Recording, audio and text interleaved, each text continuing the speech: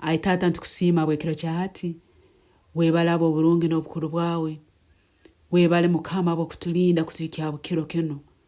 Otubeerere mwesigwa. Leka ibara lyawe linyumizibwe ebiro byona. Leka ibara lyawe lyezebwe iwanya kula iguru muno. Taata tuyizira mu maiso gawe ekiro kyahati. Ntusaba Mukama w'abakama ekiro kyahati. Otukonyere kukura mu mwoyo. Taata ntusaba oiheho buli kintu kyona ekiri munda omulitwe rundi aheru yeitu ekutulemesa kukura mu mwoyo okuhika rulengo orwo rwatutegekire. Bayibuli negamba ngu twegomba amata amarungi ag'ekigambo kya Ruhanga. Taata ntusaba ekiro kyahati otuleeta rulengo rw'okwegomba ekigambo kya Ruhanga. Tusobola okusoma ekigambo kyawe obutoosa Mukama. Tusobola okusanga okusukururwa omu kigambo kyawe. Mukama tuleeta rulengo rw'okusukururwa.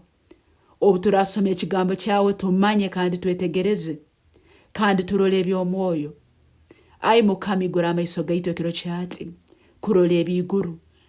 Ai Mukama ekiro kyahati igura amaiso gaitu obu turantusoma ekigambo tutunga okusukururwa okushaka. Tumanye ebyokwenda tumanye okuruga mu kigambo kyawe ai Mukama. Bayibuli negamba ngu ekigambo kyawe kiina amaani. Nkisana ekitare kya mogi abiri. Ekiro kyahati ntusaba Mukama ekigambo kyawe kirema mu bwomezi bwaitu.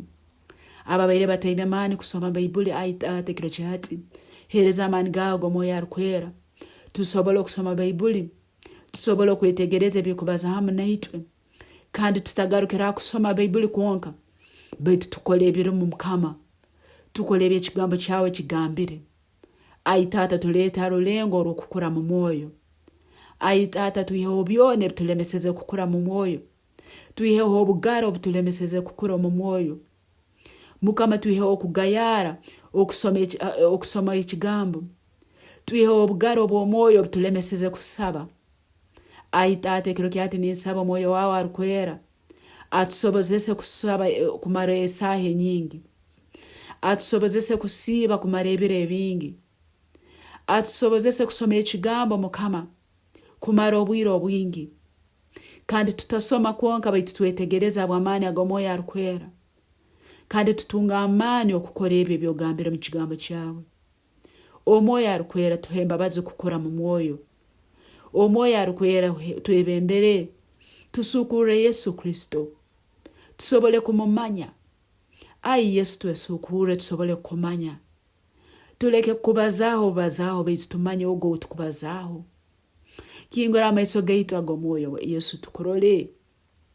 Kingura amaiso gaitu ag'omwoyo Yesu turole ekitinisa kyawe. Kingura amaiso gaitu ag'omwoyo. Kingura amatu gaitu ag'omwoyo. Tusobole kuhura eby'okubaza hamu naitwe. Amatu agabaire gaigalira ai Yesu. Ekiro kyahati amaani gawe Mwoyo arukwera igura amatu gaitu ag'omwoyo.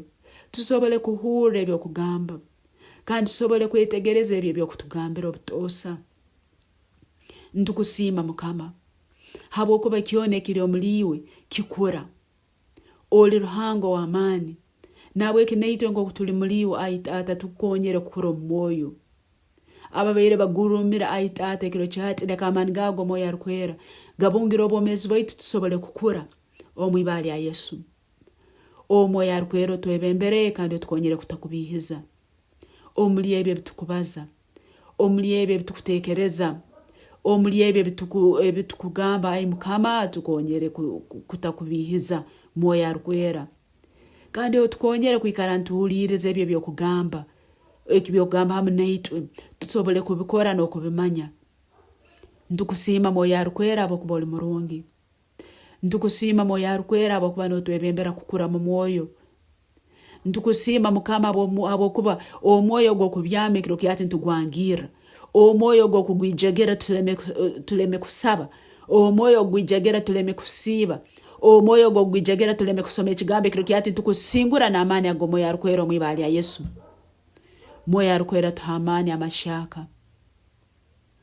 Mwoyo arukwera tuha amaani ag'okukomanya. Mwoyo arukwera tuha amaani ag'okuhuliriza eby'okugamba hamu naitwe. Ntukusiima ai Taata habwokuba ohulire okusaba kwaitu okuraba mwibara lya Yesu Kristo mukama waitu. Amina. Webale Yesu.